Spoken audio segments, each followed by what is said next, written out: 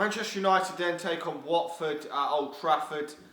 Wednesday night match on the back of that fantastic win against Arsenal. There was no negativity from that game. Didn't see that coming, but we go back to a team that on paper Manchester United should be beating. It's been the same story for most of the season. We've been playing well against the bigger boys, and against the slightly mid-table to lesser teams we've struggled to win. So this is really going to test us to see whether we have turned the corner in terms of games, because it looked like we'd turned the corner before, and then we had that really bad result against Southampton at home, which really did kick us in the teeth, to be honest. That was a really poor one, and after that we had that Midtjylland game shortly after, and it really was a blow. But we've had 3 wins on the trot for the first time in a while. Scored 11 goals, so the confidence is a bit higher. Seen a lot of youngsters play lately, and I think it's helped just playing the youngsters. You know, these youngsters have got nothing to lose. We've got nothing. I mean, whether we're going to get top 4 or not is debatable, but really got nothing to lose. We can just go for it now. Man City are ahead of us, so we might as well just have a go. Every game, just push, try and score goals. That's what I like to see, attacking football.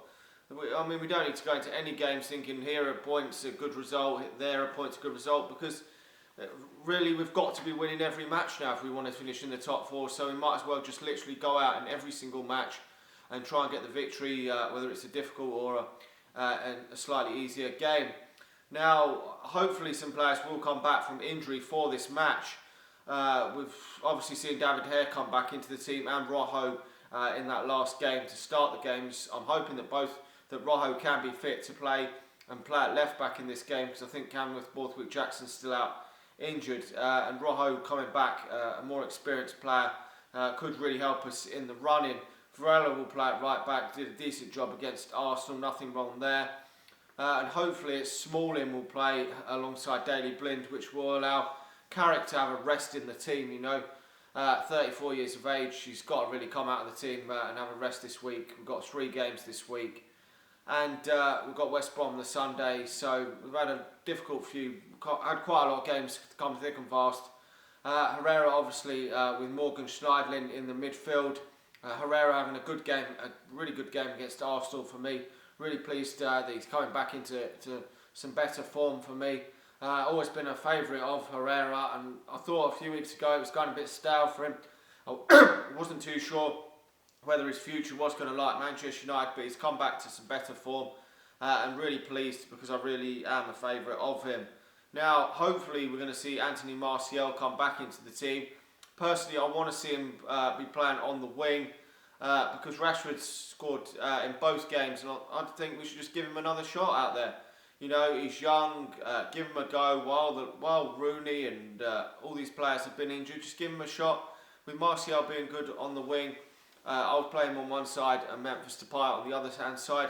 If Rashford does a bad game, then so be it. But he's young, and he needs to be given a chance, because these youngsters, if they think highly of them, need game time. And what better opportunity to give him than some game time from now till the end of the season while Wayne Rooney's out injured. Martial, for me, has played his best games out wide this season. So he's torn teams apart, the likes of Chelsea, he's torn Ivanovic apart, he's torn Derby apart down that wide channel. So I really do think that that's best for him. Memphis Depay's coming into some form now as well, so I'd give Lingard a rest. He's played a lot of games lately. Would be good to see him come out the team for this game. Now, obviously in that number 10 role, I would personally go with Juan Mata. Been playing better, I think, for me in the number 10 role now. He's playing in his favourite position. That's really where we want to see Juan Mata play, really. Out wide's never really been Juan Mata's game.